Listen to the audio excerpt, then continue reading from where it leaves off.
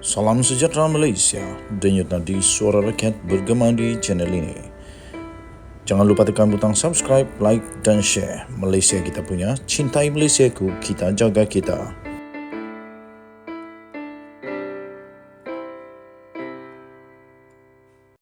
Salam sejahtera Malaysia.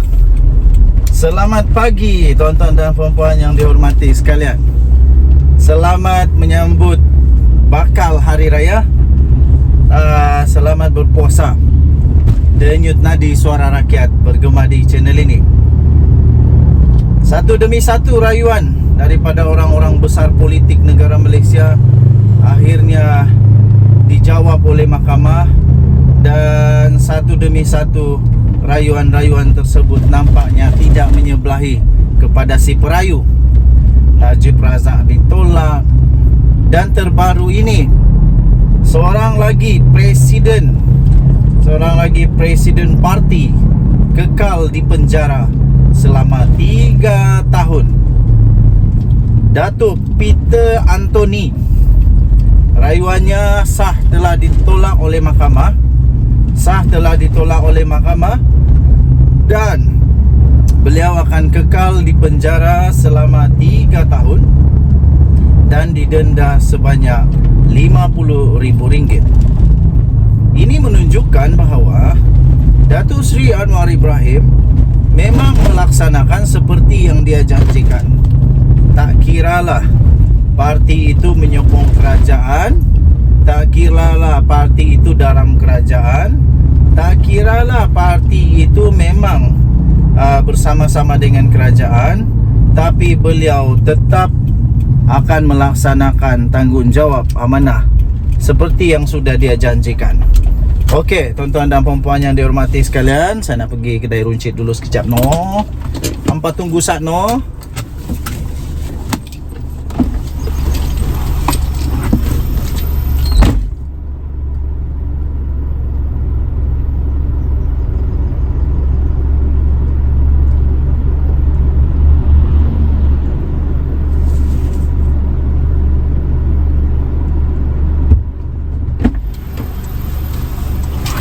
Yeah, I am back.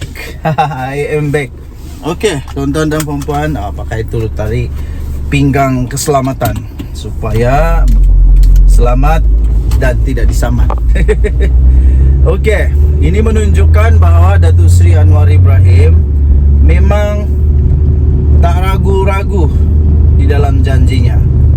Dan ini membuktikan rakyat telah memilih Perdana Menteri yang memang betul-betul ingin melawan rasuah.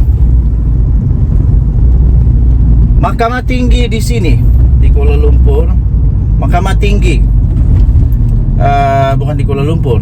Berita ini ditulis dengan Kuala Lumpur begitu, tapi kita bacakan bersamalah. Mahkamah Tinggi di sini hari ini telah mengekalkan sabitan dan hukuman penjara 3 tahun. Hukuman penjara 3 tahun dan denda sebanyak RM50,000, dan sabitan itu dikekalkan kepada Datuk Peter Anthony kerana telah didakwa memalsukan dokumen berhubung kontrak penyelenggaraan sistem mekanikal dan elektrik MSE di Universiti Malaysia Sabah hampir 9 tahun yang lalu. Oh, sudah lama terbongkar juga. Jadi kepada semua yang memang ada ingat ada rasuah itu, jangan anggap sudah terlepas. Jangan anggap sudah terlepas, kerana walaupun sudah lama, kalau memang ada kes, memang akan bocor juga ya. Memang akan bocor juga. Jadi tuan-tuan dan puan yang dihormati sekalian, hakim iaitu Datuk Ahmad Bache memutuskan demikian selepas menolak rayuan bekas Menteri Pembangunan Infrastruktur Sabah itu di mahkamah. Mahkamah bagaimanapun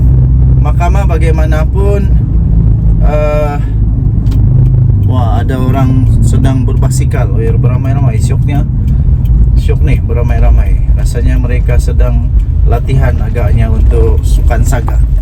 Okey, mahkamah menolak menolak ya, menolak. Bagaimanapun mahkamah membenarkan permohonan daripada Peguam S. Deva Nandan agar sabitan dan pelaksanaan hukuman penjara ditangguhkan sementara menunggu pelupusan rayuan akhir di Mahkamah Rayuan. Okey, jadi beliau tidak terus di penjara, tapi tunggu dulu rayuan lah. Okey, Denyut Nadi, suara rakyat bergema di channel ini. Bye-bye. Salam sejahtera Malaysia, Denyut Nadi, suara rakyat bergema di channel ini. Ramai yang tidak tahu, ramai rakyat Malaysia rupa-rupanya tidak tahu. Muhyiddin sebenarnya sedang dalam masalah besar kerana sebenarnya beliau telah pun didakwa di atas banyak kesalahan menghampiri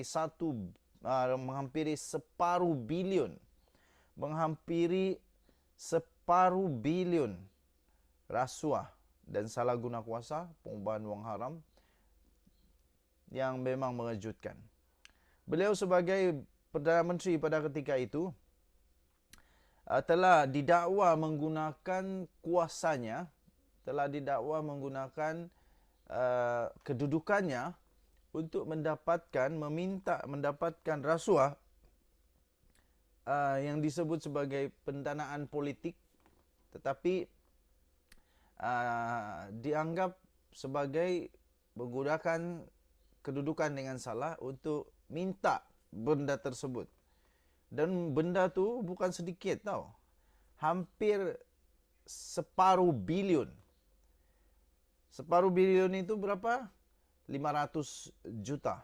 Tapi yang dikenakan dakwaan kepada Muhyiddin ini adalah 432 juta ringgit Malaysia. Banyak ni. Di mana di dalam pertuduhan yang pertama beliau ya, tuan-tuan dan puan, beliau dikatakan telah pun menggunakan kedudukan beliau untuk suapan berjumlah 232 juta ringgit. Yang kedua, beliau juga dikatakan berdepan dengan dua lagi pertuduhan menerima wang hasil haram. Wang hasil haram berjumlah 195 juta ringgit. Dan satu lagi, tuan-tuan dan puan-puan, satu lagi adalah beliau juga dikatakan telah didakwa di Mahkamah Session Shah Alam atas satu pertuduhan menerima wang hasil aktiviti haram berjumlah 5 juta. Tuan-tuan dan puan yang saya kasihi, yang saya bimbang ini sebenarnya perkataan-perkataan hasil aktiviti haram. Lepas itu pengubahan wang haram. Adakah wang hasil daripada aktiviti haram itu adalah wang yang halal atau wang yang haram? Sekiranya wang itu diklasifikasikan sebagai wang haram di sisi agama apapun di dunia ini, apa pula terjadi kepada mereka-mereka yang telah menerima wang itu, telah makan dengan menggunakan wang itu, beri keluarga makan dengan wang itu, apa jadi dengan itu? Apapun, Muhyiddin masih lagi bertungkus lumus untuk membuktikan dirinya tidak bersalah. Yang pasti beliau sudah pun didakwa di mahkamah dengan banyak pertuduhan ini. Sekurang-kurangnya ada 3 pertuduhan dan jumlah nilai wang yang dikatakan Muhyiddin telah terlibat ini bukan sedikit, tapi hampir separuh bilion, 432 juta ringgit.